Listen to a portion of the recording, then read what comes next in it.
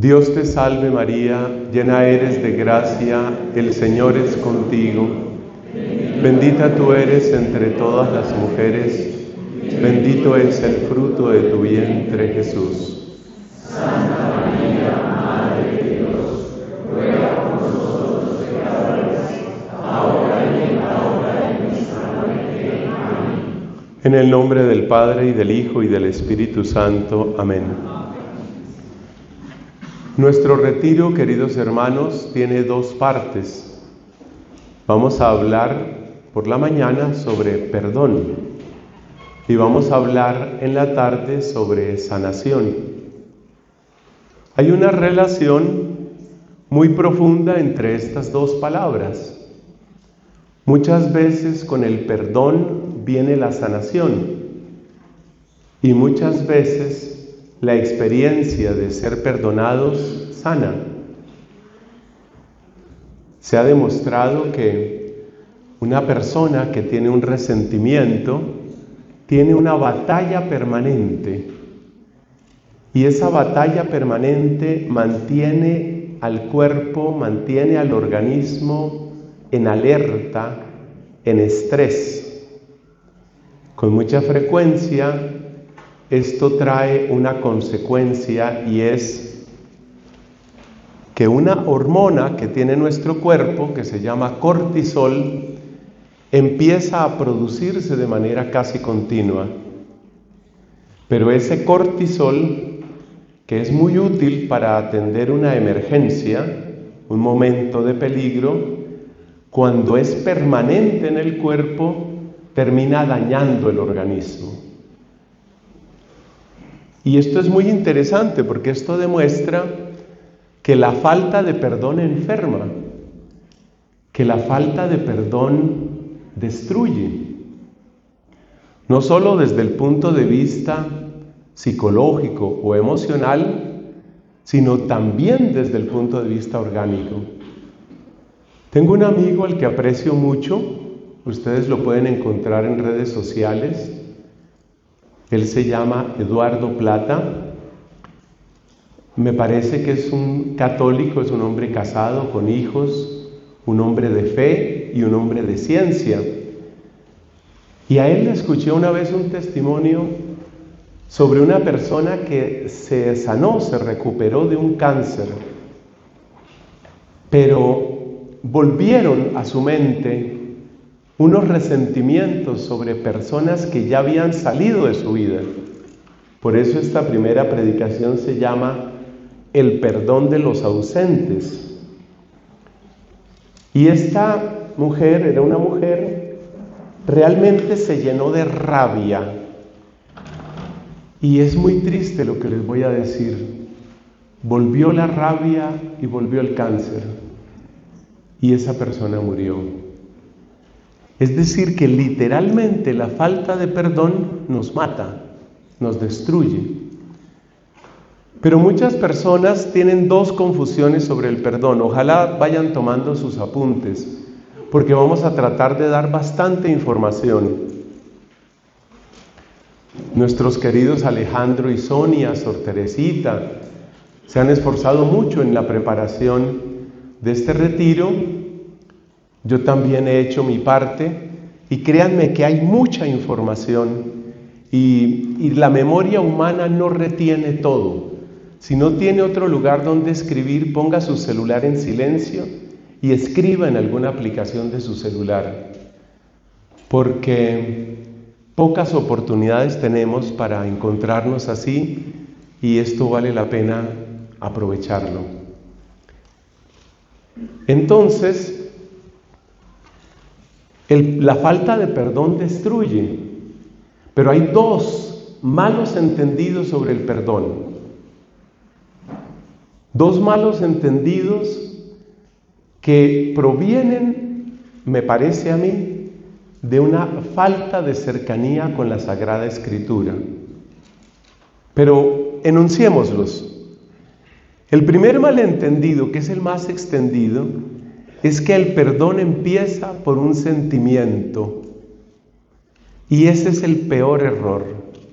Y eso es lo que tiene encadenada y aprisionada a mucha gente. Es decir, muchas personas se imaginan esto. Si yo tengo, por ejemplo, un dolor con mi papá, porque no fue un buen padre, porque se fue de la casa, porque era muy agresivo, y yo quiero perdonar a mi papá, y mucha gente se imagina que perdonar al papá es empezar a sentir cosas bonitas hacia el papá.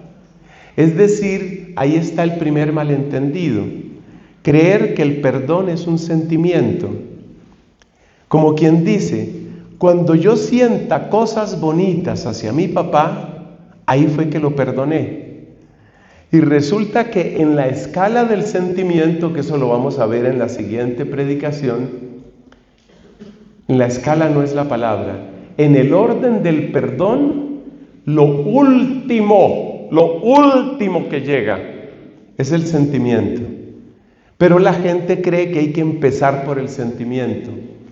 Y entonces, eso se une con otro malentendido, que es creer que uno puede gobernar los sentimientos a fuerza de pensamientos.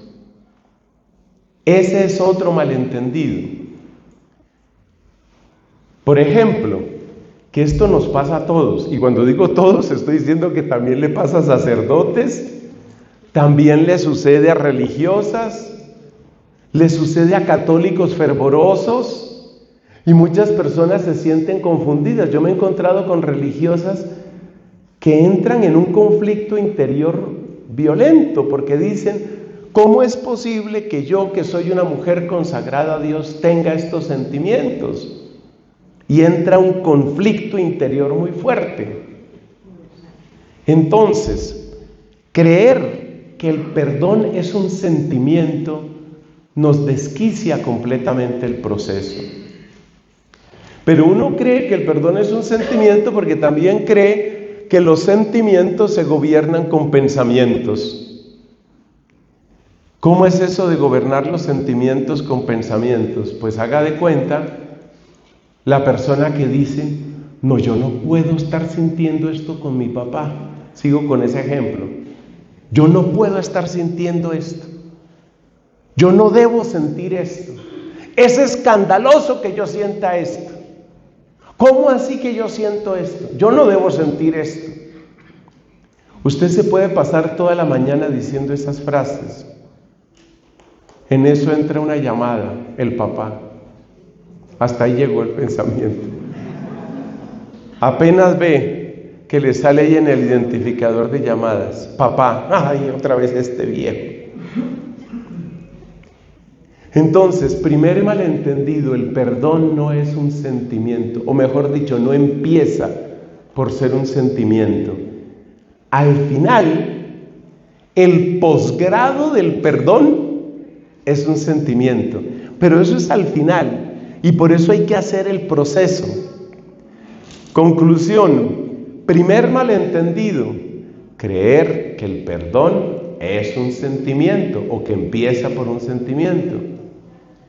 El segundo malentendido es que mucha gente no sabe que el perdón se puede aprender. Entonces la gente cree que el perdón va a ser como un chasquido de dedos. Mucha gente cree que el perdón va a ser casi como un acto mágico. Perdoné. Y Dios lo puede hacer. Y tal vez ustedes han escuchado testimonios en los distintos retiros espirituales. Ustedes han escuchado testimonios muy bellos. Testimonios de personas que tenían rabia hacia un exnovio, o tenían rabia por la mamá, o tenían algún tipo de disgusto, y esa persona asistió a un retiro espiritual. Yo he escuchado testimonios así en el contexto de la renovación carismática, a la que yo le debo mucho. Entonces la persona asistió a un retiro espiritual de la renovación carismática y se hizo una oración. Y un sacerdote muy espiritual, muy ungido, hizo una plegaria. Señor, imploramos tu bendición y tu fuego de amor sobre esta asamblea. Bueno, hizo una oración y la persona siente como así, como un milagro. Esas cosas pasan, claro, esas cosas pasan, como también suceden los milagros. Este servidor de ustedes cree en los milagros, yo he visto milagros. Siempre cuento el testimonio de lo que me sucedió en un grupo de oración, eso fue en otra ciudad. Estábamos orando con el Santísimo y de repente un hombre que estaba ahí en el grupo, un grupo grande, levanta sus brazos en alabanza, pero eso no es lo extraordinario. Empieza a llorar. ¿Por qué lloraba? Porque él tenía un problema severo de artrosis en su hombro derecho y nunca podía levantar el codo, ni siquiera hasta el nivel del hombro. El Señor lo sanó, o sea, los milagros existen. Y por eso él estaba tan feliz de poder levantar sus brazos, porque el Señor lo había sanado. Dios hace esas cosas. Pero óyeme esta frase: no le impongas un camino a Dios. Escribe eso que te conviene. No le impongas un camino a Dios. Que Dios puede dar un perdón así, totalmente cierto. Pero que Dios tenga que hacerlo, que Dios siempre haga el proceso del perdón de esa manera, no. Normalmente, ¿cómo se sana una persona? Un proceso. De hecho, en el Evangelio según San Marcos, eso salió en la misa de uno de estos días, se cuenta una sanación en proceso. Un hombre que estaba ciego, indudablemente había perdido la vista, o sea, ya había visto en alguna época de su vida, pero se había quedado ciego. Jesús le impone las manos y le dice: ¿puedes ver? Y el hombre dice: veo, pero yo veo a los hombres como si fueran árboles que caminan. O sea, estaba en proceso y Jesús le vuelve a imponer las manos y le pregunta: ¿puedes ver? Y el hombre dice: 20/20. Ahí quedó muy bien, quedó muy bien. Yo creo que ese pasaje del Evangelio quedó ahí para que todos entendamos que la sanación, que el perdón, que el camino cristiano es un proceso. Y si es un proceso, nosotros podemos aprender. Y es importante que aprendamos. Hemos venido a este santo lugar, a este bendito y hermoso lugar, para orar. Muchos de ustedes van a recibir el sacramento de la confesión, vamos a tener la Eucaristía y vamos a aprender muchas cosas. Ahí termina la introducción general. Ahora entramos en nuestro tema propio de la primera predicación, que se llama el perdón de los ausentes. ¿Qué significa esto del perdón de los ausentes? Hermanos, hay personas que nos hicieron daño o nos fallaron y desaparecieron de nuestra vida. A esos llamamos los ausentes. Ellos se fueron, pero las heridas quedaron. Ellos se fueron, pero los vacíos quedaron. Y es impresionante el daño que uno puede arrastrar en la vida por una persona que ya no está, incluso por una persona que ya se ha muerto. Impresionante. Suena a cosa absurda y sin embargo muchos de nosotros hemos conocido casos así, o tal vez lo estamos sufriendo. Y por eso empezamos por el perdón de los ausentes. Porque resulta que yo utilizo la comparación del morral. Y como estamos hablando a un grupo de parejas, yo creo que aquí se entiende muy bien eso. Cuando usted conoce a su hombre, a su mujer, usted ve una sonrisa, usted escucha una voz agradable, usted ve muchas cosas, pero tal vez lo que usted no ve es que cada persona carga un morral. Y ese morral tiene cosas buenas que usted no las ve en un primer momento, pero ese morral también tiene cosas negativas. Y en esas cosas negativas hay dolores, ausencias, complejos. Mucha gente cree que ha superado las cosas porque no piensa en ellas. Yo me encontré el caso, por ejemplo, de un señor que decía: mi papá biológico me abandonó, mi mamá se casó con otro hombre, a ese otro hombre yo lo llamo papá. El tema está superado para mí. ¿Seguro? Pues tal vez sí, tal vez no. Porque a veces uno cree que ha superado las cosas simplemente porque no las menciona. Uno cree que ha superado las cosas porque no piensa en ellas. Y les voy a contar una cosa. De esta enfermedad, o mejor dicho, de este error, solemos sufrir más los varones. Creemos que porque no hablamos de un determinado tema superado. Yo nunca pienso en eso. Yo ya eso lo superé. No lo has superado. Sigue en tu morral, sigue pesando, sigue dañándote tu columna. Bueno, ¿y cómo se nota? Esta es una pregunta que me hacen mucho. ¿Cómo se nota que uno de verdad ha perdonado? ¿Cómo se nota que uno de verdad se ha sanado de una herida que tiene?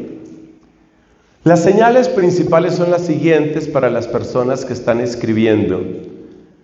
Los demás, espero que cada vez se sientan más incómodos y digan: ¿yo por qué soy así? ¿Por qué? ¿Por qué esta rebeldía? ¿Por qué? Bueno, señales de que uno se ha sanado. Serenidad es la primera. Usted puede hablar con serenidad de la persona. Usted puede hablar con equilibrio sobre la persona. Serenidad. Si hay episodios de su vida que usted no puede mencionar sin quebrantarse, sin llenarse de rabia, sin descomponerse, posiblemente ahí falta proceso. Y no es para que se deprima, es para que se ponga en camino. Segunda señal de que realmente se ha alcanzado un perdón, se ha alcanzado una sanación. Segunda señal, objetividad.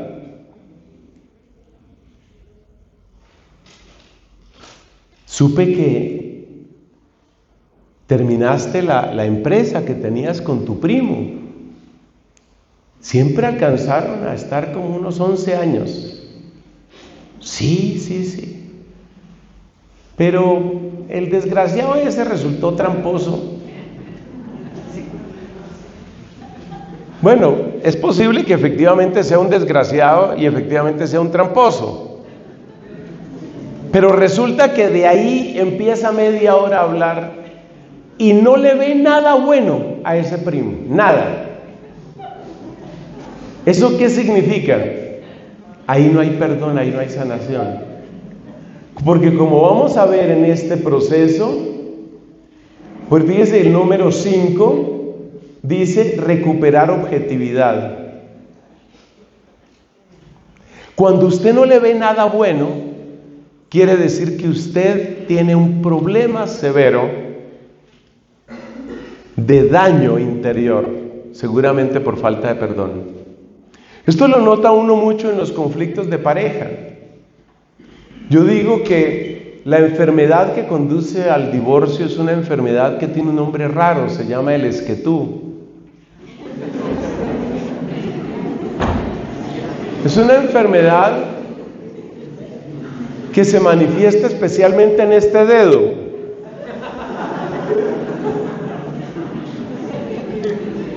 Es que tú. Cuando uno oye una pareja que tiene problemas, un síntoma clarísimo de falta de perdón es que las personas, usualmente ambos, solo ven lo negativo.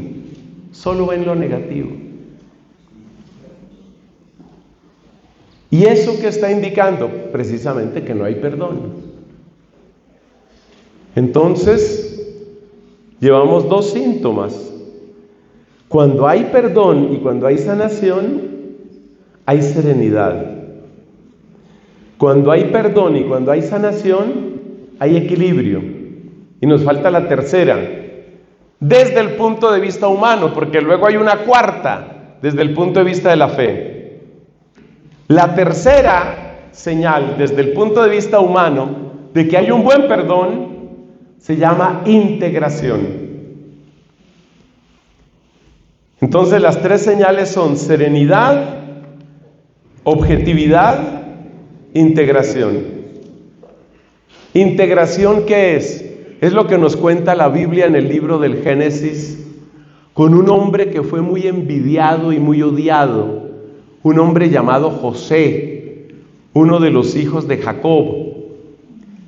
José sufrió la envidia de sus hermanos. Pero hay que decir que José no se ayudaba. Eso también hay que decirlo. José sufrió la envidia de sus hermanos que querían matarlo. Finalmente intercedió uno de los hermanos, el mayor llamado Rubén, no lo mataron, pero entonces decidieron venderlo.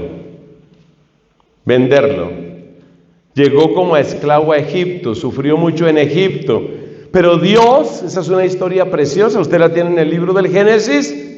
Dios sacó adelante a José y lo coronó de gloria y dignidad, porque José llegó a ser prácticamente el ministro plenipotenciario que manejaba todo en Egipto. Impresionante José. Cuando José se vuelve a encontrar con sus hermanos, dice estas palabras: para bien me envió Dios a Egipto. Dos cosas hay que destacar de esa frase de José.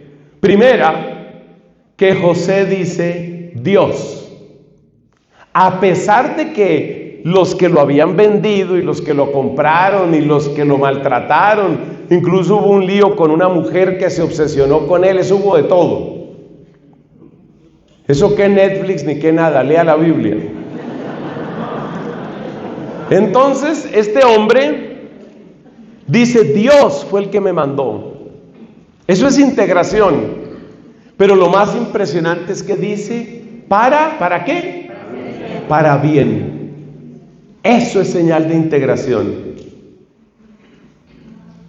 Entonces, las tres grandes señales, para que lo tenga presente a lo largo de todo este día, y yo creo que le sirve para la vida, las tres grandes señales de sanación son esas. Serenidad. Usted puede hablar de los temas. Por supuesto, no se siente orgulloso de eso, pero hay serenidad. Segundo, objetividad. Usted es capaz de reconocer lo bueno. Y tercero, integración. Pero para un cristiano hay un cuarto. Estos tres que he dicho vale para todo ser humano. Pero si uno es cristiano hay un cuarto. Y ese cuarto elemento es el que aparece por aquí. Agradecimiento y alabanza. Por eso dice un salmo, me estuvo bien el sufrir. O sea, le da gracias a Dios. Me estuvo bien el sufrir. Así aprendí tus justos mandamientos. Entonces uno tiene que saber lo que es estar sano. Y muchos de nosotros no estamos sanos de muchas cosas. Y cuanto más dañado, cuanto más herido esté el corazón, más pesado es el morral. ¿Y qué sucede cuando el morral es muy pesado? Sucede entonces que cualquier esfuerzo es demasiado. Y por eso hay muchas personas que están así como al borde de explotar. Así como que ya casi. No sé si ustedes se han encontrado con personas que uno les habla como con miedo, porque uno dice: ¿en qué momento este señor? ¿En qué momento esta señora? Está al borde. Y hoy mucha gente vive así, en una tensión y en un estrés. Señor, buenos días. ¿Qué tienen de buenos? La gente al borde, tensa. El morral muy pesado, muy pesado. Yo quiero decirte, Dios no quiere que vivamos así. Dios no te va a quitar todos los sufrimientos. Te engañan los que te dicen que todo va a ir bien, que todos los negocios van a funcionar, que nunca vas a tener un problema en tu ganado, en tus cultivos, en tus negocios, que nadie te va a ofender, que todo te va a funcionar. Esa mentira se llama evangelio de la prosperidad. Y algunas sectas cristianas no católicas predican eso. Eso es mentira. Cristo dijo: hay que tomar la cruz todos los días. Entonces uno de estos tomó el micrófono, esto es del evangelio de la prosperidad, tomó el micrófono y dijo: hermanos, vengo a dar mi testimonio. Yo era un hombre muy pobre, pero desde que empecé a creer en Cristo, mis finanzas mejoraron. Hoy tengo cuentas en Suiza, en Tokio, en Canadá. Les presento una foto de la bicicleta vieja que yo tenía. Y ahora pueden ver una foto del Maserati que tengo. Tuve que vender el Bugatti para comprar el helicóptero. Aquí ven ustedes la esposa que yo tenía.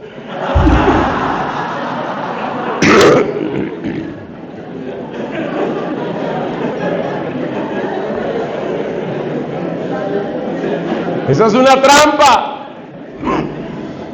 Eso es un engaño. Eso se llama evangelio de la prosperidad. Dios no te va a quitar todos los dolores, pero Dios sí te va a ayudar a que tú vivas los sufrimientos, las privaciones, los dolores, las injurias. Cristo les dijo a sus discípulos: los van a insultar, los van a expulsar, pero que lo vivamos con esas 3 palabras que ya ustedes escribieron.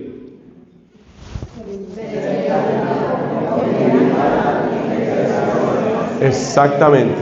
Y luego la 4ª palabra que tenemos los cristianos: agradecimiento.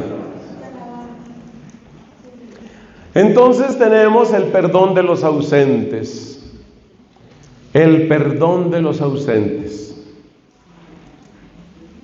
Ya esto nos plantea una pregunta: ¿qué hace uno con una persona que ya no está todos los días en la vida de uno, pero que de vez en cuando aparece?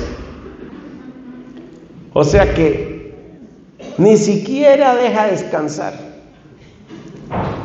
Está ausente, pero también está presente. Ese caso lo vamos a tratar con la ayuda de Dios en la otra predicación. Aquí vamos a hablar de los ausentes, la gente que realmente desapareció de la vida de uno. La gente que traicionó, la gente que se aprovechó de uno, la gente que engañó, la gente que abusó. ¿Cómo se puede hacer el proceso? Bueno, en eso nos vamos a concentrar en los siguientes minutos. El itinerario está más o menos en estos 10 pasos que aparecen aquí. Después de que terminemos la predicación, no vamos a borrar inmediatamente el tablero para que si usted quiere acercarse, tomarle una foto, porque tal vez desde atrás no se alcanza a ver mucho, usted le podrá tomar una foto de esos 10 pasos. El primero, hay que desear libertad. El lema para todo este día retiro lo tenemos ahí. Es una frase de la carta a los Gálatas. Para ser libres nos liberó Cristo. Pero hay que desear la libertad. Y hay gente, usted dirá, pero hay gente que no desee la libertad. Claro que sí, hay gente que no quiere la libertad. Fíjese que en el capítulo 5 de San Juan, Cristo nuestro Señor se encuentra con un hombre que llevaba 38 años paralítico, postrado completamente.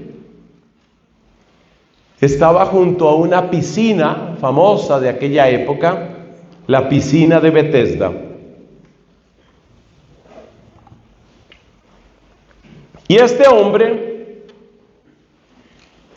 llevaba toda esa época, todos esos años ahí postrado.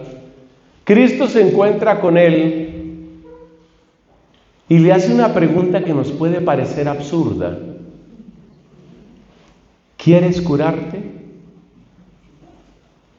Hermanos, Cristo no decía preguntas vanas ni superficiales. Si Cristo pregunta, ¿quieres curarte? Es porque la respuesta no es obvia. Si Cristo pregunta, ¿quieres curarte? Es porque hay gente que no se quiere curar. ¿Y porque hay gente que no se quiere curar? La respuesta está sobre todo en 3 palabras que usted va a escribir. Una palabra es victimismo. Nos encanta sentirnos víctimas. ¿Por qué? Porque la persona que se cree víctima, la persona que se victimiza, en primer lugar, se acaricia. Acaricia y masajea su ego, mientras repite ritualmente estas palabras: pobrecito yo, pobrecito yo, pobrecito, pobrecito. Eso es victimizarse. Segundo, la persona que se victimiza también pone una exigencia en los demás. Yo he sufrido mucho, así que voy a ver cómo me va a tratar. Entonces, victimizarse es un buen negocio para algunas personas. Por supuesto, a la hora de la verdad no es un buen negocio, porque te mantiene encadenado y es utilizar tus cadenas para generar autocompasión o compasión. Bueno, ¿por qué más razones la gente a veces no quiere libertad? Hay veces que las personas no quieren libertad porque el pecado da derechos. Derechos podridos, derechos asquerosos, pero da derechos. Esto se nota muy bien en el caso del odio. Mi familia fue destruida por la guerrilla, tengo derecho a odiar.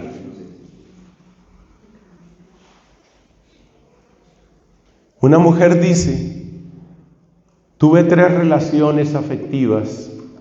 Puedo decir que todos los hombres son iguales.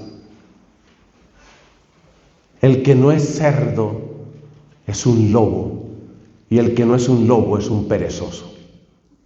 Esos fueron los 3 novios que tuvo: un cerdo, un lobo y un perezoso. Entonces ella toma su decepción, su frustración y su rabia para llenarse de odio.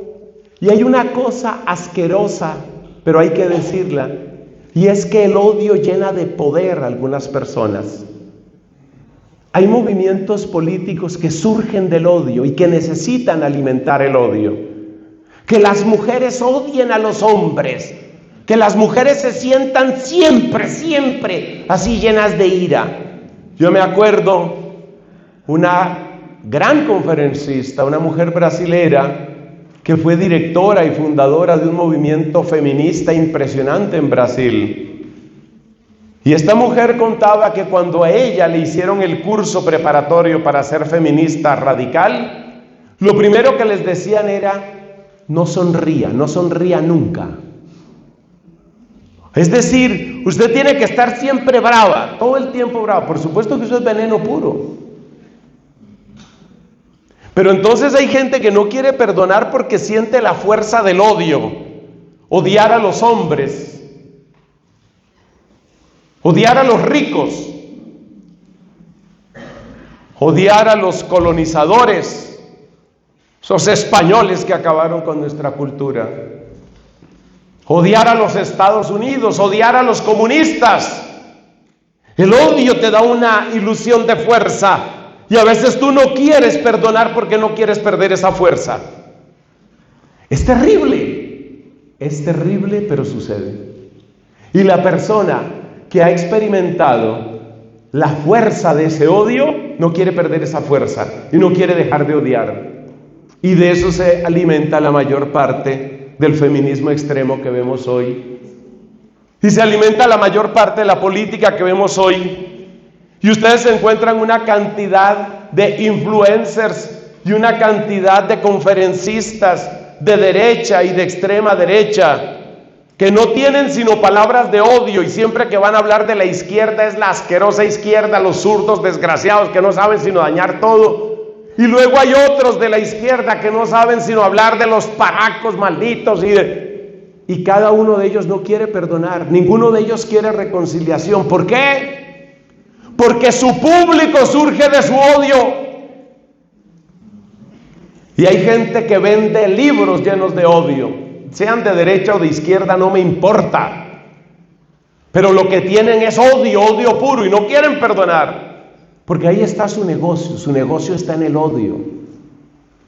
Entonces ese primer punto es clave. ¿Deseas libertad realmente?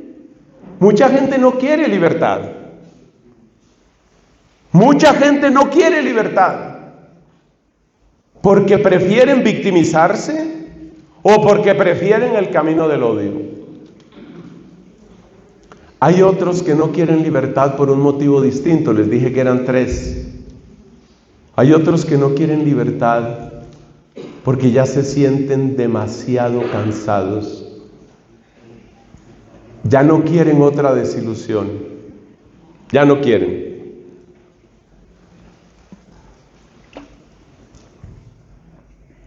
Ya yo me quedo así. Ya dejemos así. Entonces son las personas que se han acostumbrado a su llaga y en el fondo lo que les paraliza es el miedo. Ya no quiero otra desilusión. Ya no quiero otro dolor. Entonces es importante que nosotros nos demos cuenta que no todo el mundo desea libertad. ¿Cuáles son los 3 frenos de la libertad? Los hemos acabado de decir. Primer freno: me encanta victimizarme. Económicamente, afectivamente, familiarmente. Es que mi papá siempre prefirió a mi hermano mayor. Entonces yo era el hijo no querido. Entonces, por eso nada me salió en la vida. Victimizarse. Segundo, por la fuerza del odio, la asquerosa fuerza del odio. Yo no quiero dejar de odiar. Yo no puedo dejar el lenguaje agresivo contra los comunistas o contra el gobierno o contra la derecha o contra Uribe o contra el que sea. No puedo dejarlo. ¿Por qué? Porque eso me da fuerza. Y de hecho, porque ese es mi negocio. Y la política cada vez se está volviendo más eso, mis hermanos. Cada vez la política se está volviendo más un negocio de quién odia más. Eso es terrible. Y el tercer motivo, la resignación, que en el fondo es miedo a ilusionarse, miedo a ilusionarse.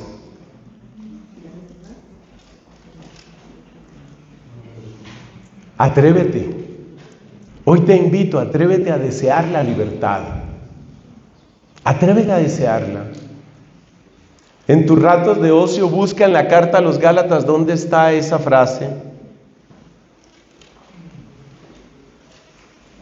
Hemos sido llamados a la libertad. Para ser libres nos liberó Cristo. Hemos sido llamados a la libertad. Atrévete. Atrévete a imaginar una vida sin odio, una vida sin estar recriminando a la esposa, recriminando al esposo, recriminando a la suegra. Y a veces la suegra ya murió y sigue ahí, falta de perdón al ausente. ¿Usted por qué tiene ese resentimiento con su suegra si ya se murió? Porque se demoró en morirse.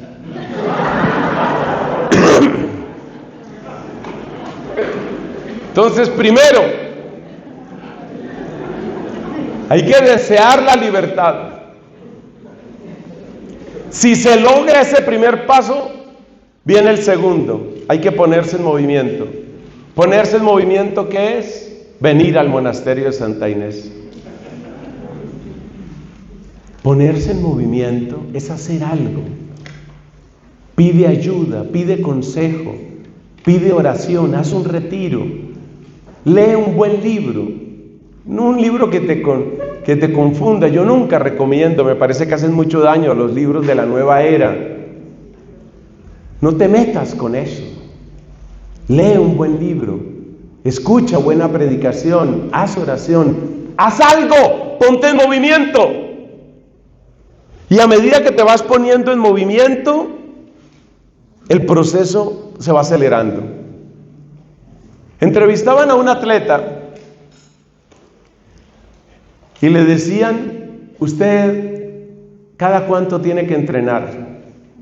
De estos atletas que llaman de alto rendimiento. Y él decía: todos los días. Todos los días. Él era de estos que trotan, que corren. Y entonces usted, ¿cómo es su rutina, no? Me toca levantarme por tarde 4:15 de la mañana. Salgo a trotar a buen ritmo. Típicamente 1 hora, 1:30, 2 horas, tengo mis rutinas. Y entonces le pregunta al periodista: ¿y usted todos los días tiene ganas? Fíjate la pregunta, ¿todos los días tiene ganas de correr? No, dice él, no. ¿Y cómo hace?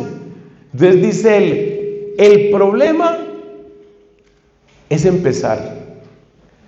Cuando usted recorre los primeros 200, 300 metros, su cuerpo empieza a liberar una cosa que se llama endorfinas. Y las endorfinas hacen que ya a usted le empiece a gustar lo que no estaba haciendo, lo que no quería hacer. Eso es lo que quiere decir ponerse en movimiento. Póngase en movimiento. ¿Se va a lograr todo así? Tal vez no, pero póngase en movimiento. Anhele la libertad. Desee a Cristo. Desee la vida en el Espíritu. No se resigne. Acuérdese que uno de los obstáculos es resignarse. No, mi matrimonio, pues ahí vamos, padre, ahí vamos. ¿Y cuánto llevan de matrimonio? 4 meses, padre. Ahí vamos.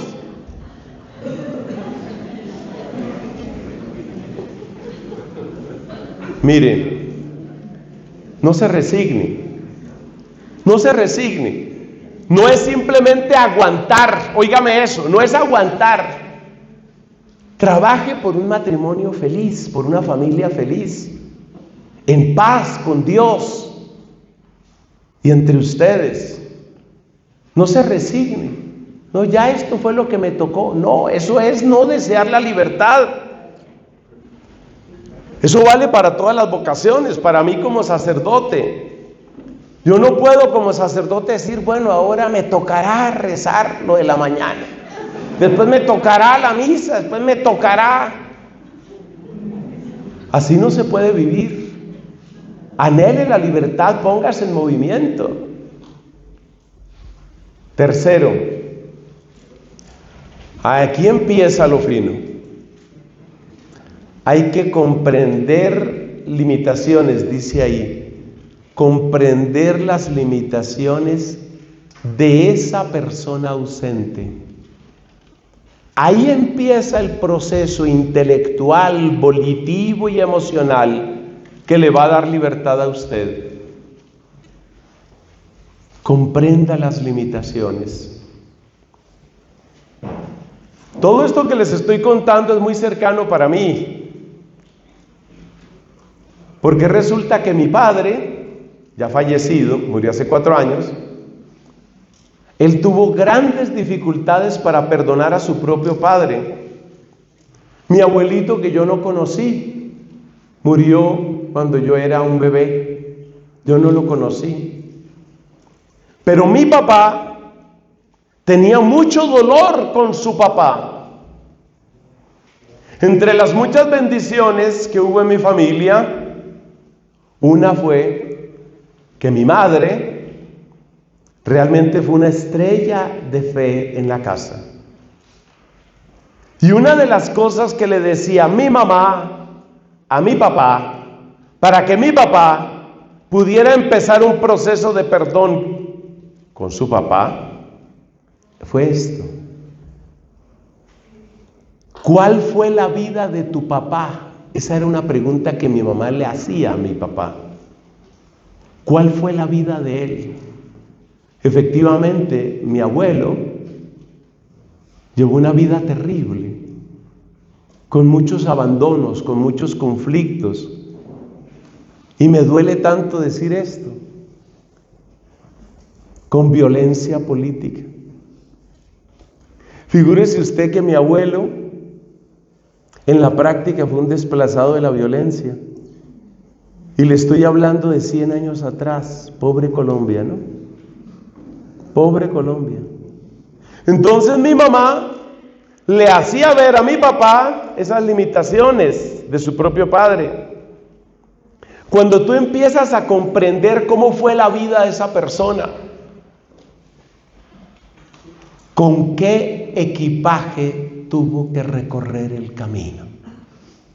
Esa es la frase. La pregunta es esa: ese papá, esa persona que me ofendió, esa novia que se burló de mí, yo tuve que tratar a un muchacho con un dolor muy grande, porque la novia era bisexual. Nunca se lo dijo, pero ella todo el tiempo estaba con una duda: mejor un hombre, mejor una mujer, mejor un hombre, mejor una mujer. Ella era bisexual. Y un día lo abandonó porque ella llegó a la conclusión de que mejor con una mujer. Y este hombre se sintió burlado, traicionado, decepcionado y humillado. Para el orgullo masculino es terrible esta historia.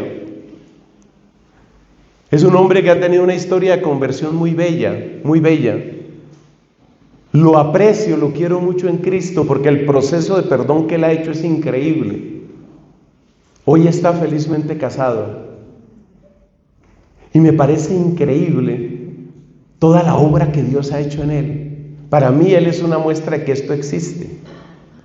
Porque esa mujer hizo lo que hizo y se desapareció. Entonces hay que entender las limitaciones de esa persona. Y cuanto mejor uno entiende las limitaciones de esa persona, empieza a bajar la agresividad. Ese fue el tratamiento que mi mamá le hizo a mi papá, entre muchas cosas. Empieza a bajar la agresividad. Empiece por entender las limitaciones mentales, familiares, psiquiátricas. Hay mucho problema psiquiátrico en esta tierra, mucho más de lo que nosotros creemos. Comprender las limitaciones, eso es absolutamente fundamental. Cuando usted empieza a comprender las limitaciones, ya la agresividad baja. El dedito ese, acusador, se desactiva. Cuarto, el tercer paso no es fácil porque requiere aplicar inteligencia, requiere concentración. Uno no quiere hacer eso, porque acuérdese que uno se enamora de la fuerza del odio. Es que eso nos pasa a muchos. Eso no son solo, ay, los feministas, las feministas extremas. No, uno también le pasa. Y uno también se victimiza. Todo lo que hemos dicho nos pasa a todos. Pero vamos con el cuarto punto. Hay que recordar recursos. ¿Qué quiere decir esa frase? Yo ahí todo lo escribí cortico para que cupiera en el tablero. Es verdad que la vida nos ha dejado con vacíos. Es verdad. Pero así como nos han faltado cosas, ¿no es verdad que la vida nos ha dado regalos? No es verdad. Por ejemplo, nada puede reemplazar a un papá ausente, estamos de acuerdo. Pero yo he conocido varios casos de personas que no tuvieron papá por la razón que sea, porque murió, por lo que sea. Y Dios, por otros caminos, les ha dado tanto amor paterno. Eso es lindísimo. Ten presente una cosa. Papás perfectos no existen, mamás perfectas no existen, novios perfectos no existen, esposos perfectos no existen. Ahora se voltean los señores y le dicen a la esposa, ¿se da cuenta? ¿Se da cuenta? Esposas perfectas tampoco existen. Entonces, es un error que uno comete esperar demasiado del corazón humano. Esperar demasiado es un error. Y lo dice Jeremías capítulo 17. Nada más falso y enfermo que el corazón. ¿Quién lo entenderá? Y en ese mismo capítulo hay una palabra durísima de Jeremías que dice: maldito el hombre que pone su confianza en el hombre y la retira del Señor. Es un ser humano, acuérdate lo que vimos en el punto tercero, es un ser humano que falla, como tú también fallas, eso lo vamos a ver aquí en el punto 7. Entonces, no te quedes solo mirando lo que la vida te quitó, mira también lo que la vida te ha dado. Para mí ha sido una experiencia impresionante, un testimonio ante mis ojos. Esta comunidad que se llama Familia Espiritual, que precisamente acaba de cumplir 11 años, ha sido un testimonio muy grande porque yo he visto en muchas de estas personas cómo Dios les da por otros caminos. Gente sola que encuentra hermanos, gente herida que encuentra amor. Eso es precioso, eso es precioso. Entonces analiza también lo que Dios te ha dado. Si te gusta más esa expresión, yo prefiero decir siempre Dios, pero si te gusta más lo que la vida te ha dado, no todo ha sido malo. Dios te ha dado buenos amigos, buenas amigas, buenos consejeros, padres espirituales, madres espirituales, hermanos y hermanas en Cristo. Por supuesto que cuanto más vínculo tengas con una comunidad creyente, mejor. Pero Dios te ha dado mucho, te ha dado talento, te ha dado salud, te ha dado fuerzas. Es impresionante. Yo conocí una muchachita, es un testimonio aquí de Colombia, ella venía de una familia pobre, pero pobre. Ella vino a conocer lo que eran unos zapatos, cuando tenía 9, 10 años. Antes era con cualquier sandalia usada o descalza, en piso de tierra. Y es impresionante lo que Dios ha hecho en ella. Tanto que esa mujer, que algunos de los aquí presentes tal vez conozcan, porque ha asistido a nuestras comunidades, esa mujer hoy ha sido tan bendecida desde el punto de vista material, que ella, en vez de llenarse de egoísmo, dona mucho dinero, por ejemplo, para que otras personas hagan sus retiros espirituales. Eso es impresionante. Vive la mayor parte del tiempo fuera del país. Entonces sí, la infancia de ella fue triste, fue con hambre, fue sin zapatos. Pero mira lo que la vida también te ha dado. Y decimos mejor los creyentes, mira lo que Dios te ha dado. Entonces no te quedes pensando en que me hirieron, no. Empieza también a descubrir todo lo que Dios te ha dado, en recursos, en empresa, en amigos. Muchas personas, si son sinceras, al mirar a su pareja, y yo he conocido hombres que hacen realidad esa canción antigua. Acuérdese que yo soy del siglo pasado, pero no soy el único.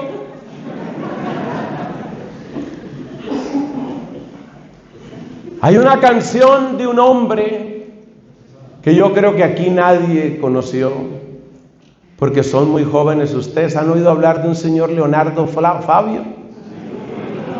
Hay viejitos también. Bueno, hay una canción de Leonardo Fabio que dice, es una canción que él le dedica a su amada y dice que él la contempla. Es una escena muy romántica, que la contempla, que está dormida, seguramente roncando. No, la canción no dice que esté roncando, pero el hecho es que ella está dormida y él se queda mirándola y dice estas palabras pensando para sí mismo: sos demasiado para mí y me dan ganas de llorar. ¿Tú te has puesto a pensar que también a través de tu pareja Dios te está dando y te ha dado mucho amor? No todos son defectos, tiene algunos defectos.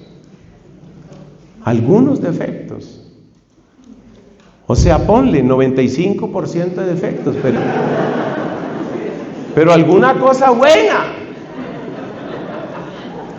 Entonces, Dios te ama, Dios también te ha dado esos recursos. Dios también te ha tendido la mano. Y yo vuelvo a mi familia. Les voy a confesar algo. Yo no sé qué hubiera sido de mi papá sin mi mamá. Y mi papá la amó todos los días de su vida. 49 años y medio tuvieron ellos de matrimonio. Mi mamá murió primero. 49 años y medio. Y mi papá se murió recordando y agradeciendo a mi mamá. Muchas cosas le faltaron a mi papá, muchas, por problemas que él tuvo en su propio hogar, como ya más o menos sugerí. Pero, por otro lado, Dios le regaló una mujer extraordinaria. Valora la mujer que tienes. Valora. Ese hombre que ha llegado a tu vida, valóralo. Ahí también hay un regalo de Dios. Quinto, cuando ya se hace este ejercicio que hemos dicho de recordar los recursos, entonces se pasa a la objetividad.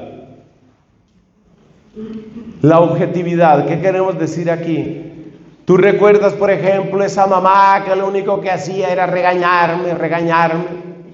¿Tú recuerdas a esa mamá regañona, amargada? ¿Y por qué era ella tan amargada? Ahí es donde viene a comprender las limitaciones. Su salud no era buena, le tocaba trabajar mucho, fueron demasiados partos, no era un diálogo entre ellos, la falta de diálogo es terrible, no era un diálogo entre ellos, sino que este hombre manejaba el sexo únicamente pensando en él. Y eso eran embarazos tras embarazos, y ella estaba recargada. Entonces ella empezó a sentir que sus hijos eran una carga. Es tan duro eso, pero es así. Entonces de ahí viene a comprender las limitaciones. Pero ahora hay que dar otro paso, que es el número 5, recuperar la objetividad. Cómo en medio de todo, esa mujer recargada, un poco maltratada, fue valiente, fue generosa.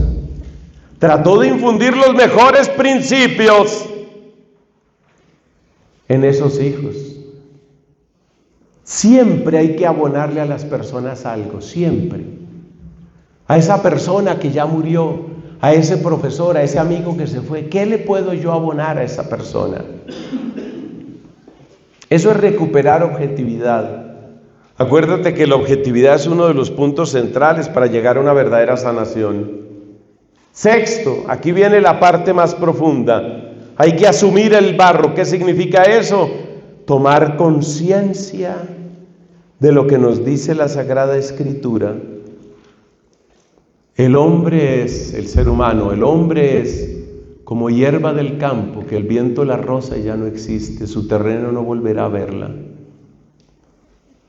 Hay que tener en cuenta la fragilidad del ser humano. Hay que tener en cuenta eso, que estamos hechos del mismo barro.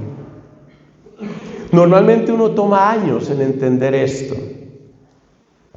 Uno toma años y a veces los años nos vuelven un poco más sabios. Asumir el barro. Y esto va muy unido al 7, que es examinar la propia conciencia. Ustedes me escucharán en este retiro hablar bastante de mi familia, porque me parece importante que ustedes se den cuenta que yo vengo de un hogar tan real como cualquier hogar.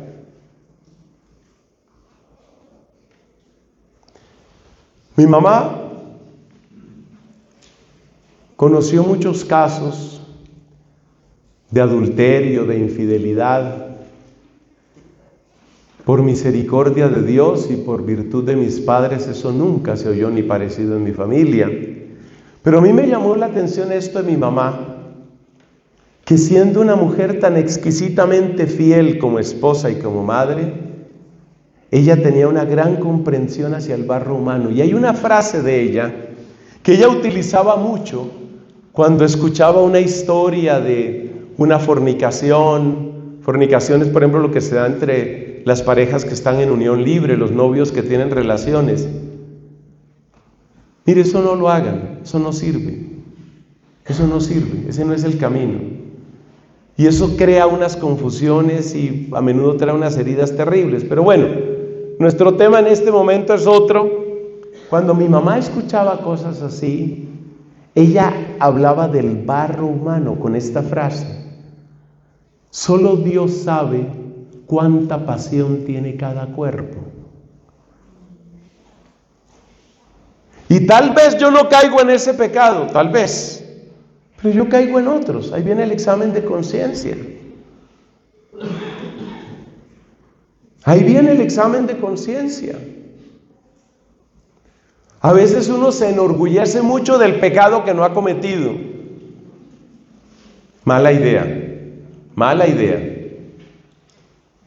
Mucho más sabio era San Felipe Neri,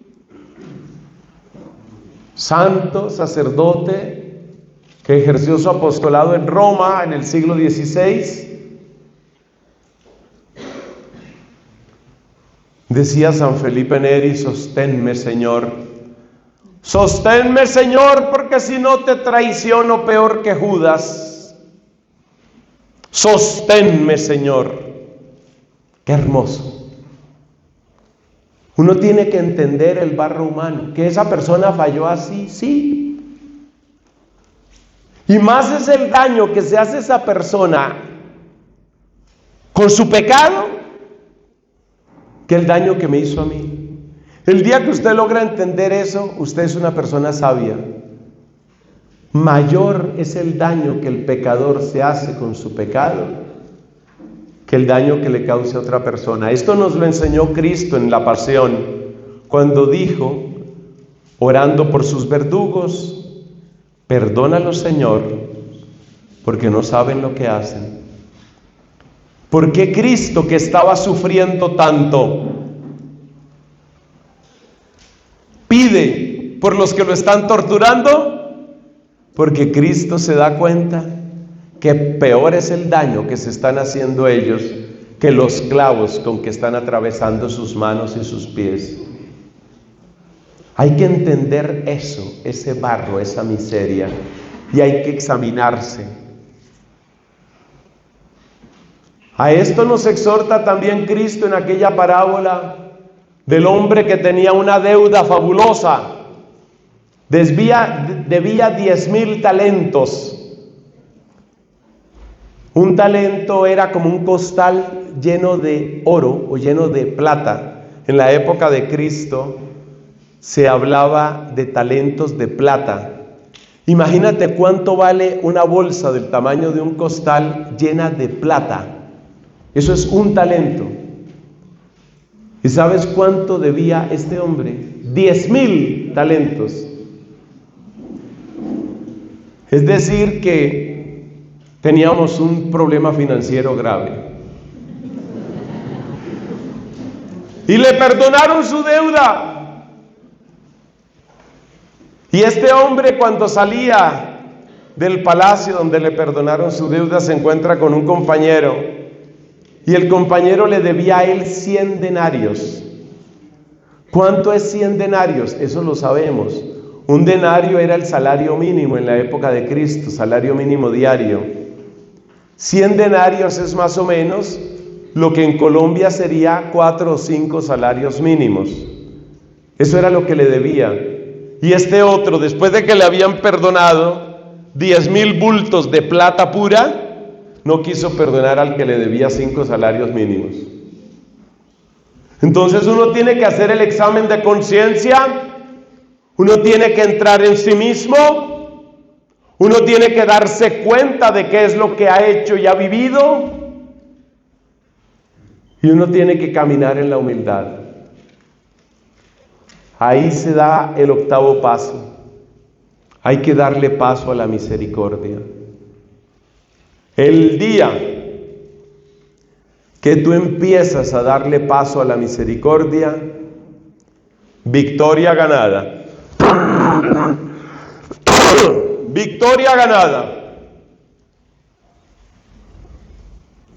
Eso fue lo que hizo Cristo en su pasión. Le dio paso finalmente a la misericordia. Victoria ganada. ¿Y qué es darle paso a la misericordia? ¿Significa que no me ofendieron? ¿Significa que no me dolió? ¿Significa que no me hizo falta esa ayuda, ese apoyo, esa presencia, ese abrazo, esa palabra? Claro que me hizo falta esa palabra. Claro que me hizo falta ese amor. Claro que me dolió lo que me hicieron. Claro. Pero hay un momento, que esto ya es puro regalo de Dios.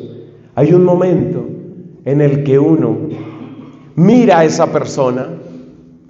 Yo también he tenido que practicar esto. O sea, mi vida no ha sido una vida entre algodones y aplausos.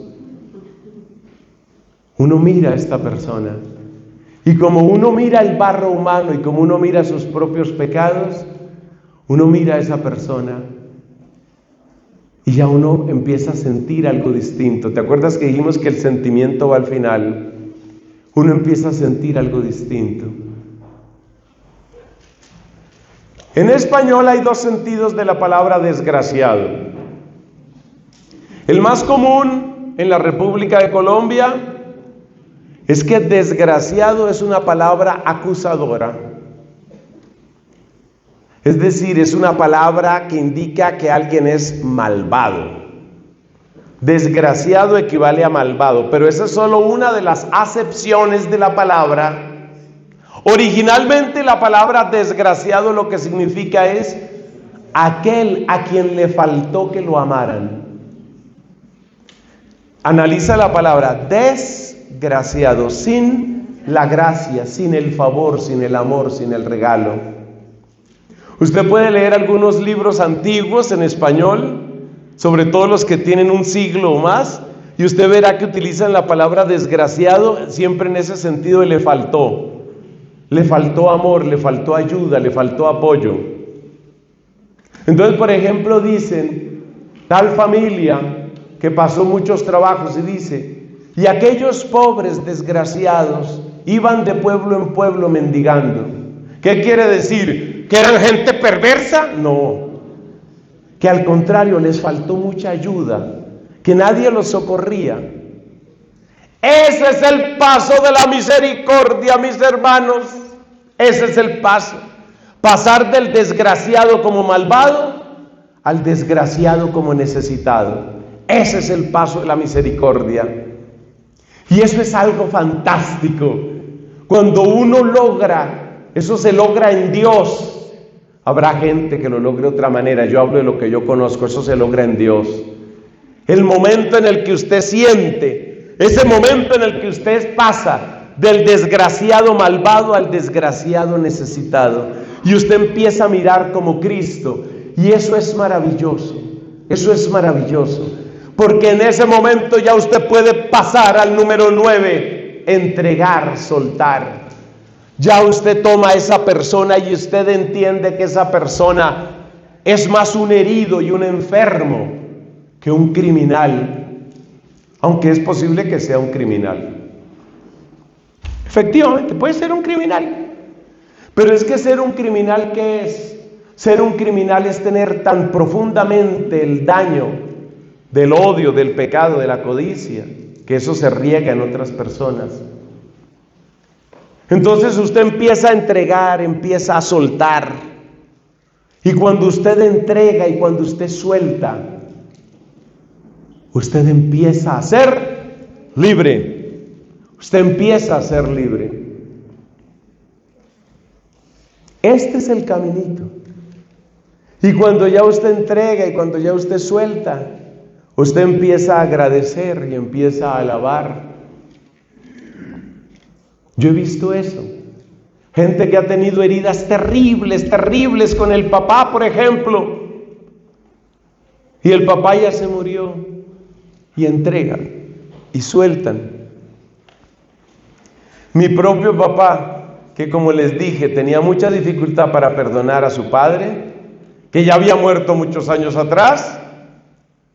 Mi propio papá, por la bondad y misericordia de Dios, con el camino que le adelantó mi mamá, con las oraciones y con una partecita que me tocó a mí también, mi papá murió en paz con su papá.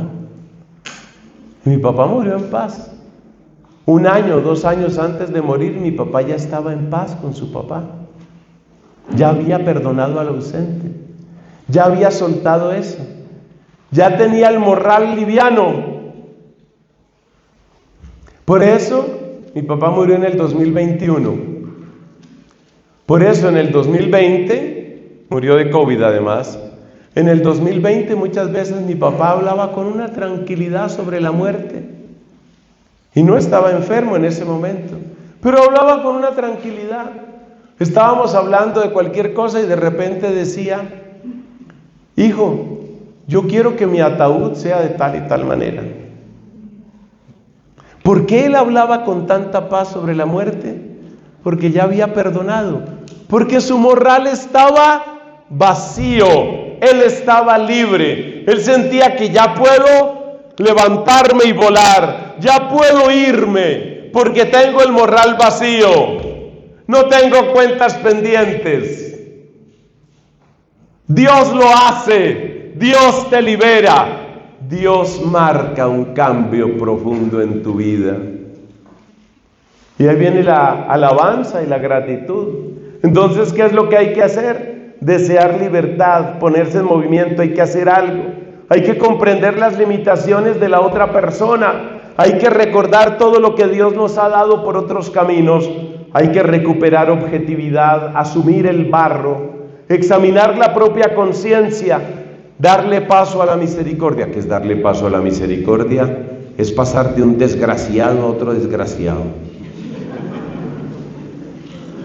O sea, pasar de estar viendo malvados en todas partes a estar viendo necesitados. Nuestro Papa Francisco, por el que vamos a hacer una oración después de esta conferencia, nuestro Papa Francisco predica muchísimo eso. Por eso él dice, la iglesia tiene que ser como un hospital de campaña, educándonos en que todos debemos tener mirada de enfermeros y de médicos. Deja de estar buscando quién es el desgraciado culpable y empieza a buscar quién es el necesitado, quién es el herido. Y empiezas a soltar y empiezas a liberarte. Y entonces llega la alabanza. Gloria al Padre y al Hijo y al Espíritu Santo.